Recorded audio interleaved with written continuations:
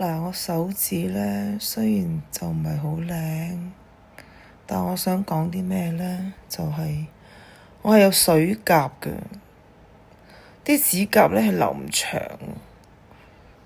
咁我好堅持搽呢個蓖麻油2個禮拜之後咧，呢2日突然之間覺得佢硬淨咗好多喎。左手好啲嘅，因為右手成日幫左手搽嘛，咁咧就加上我手指公咧，之前黏嗰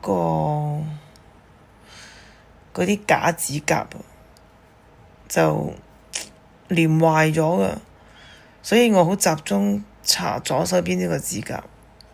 而家好咗好多啦，咁我希望乖乖地再堅持落去，咁就有自己嘅專屬嘅真嘅靚嘅指甲啦。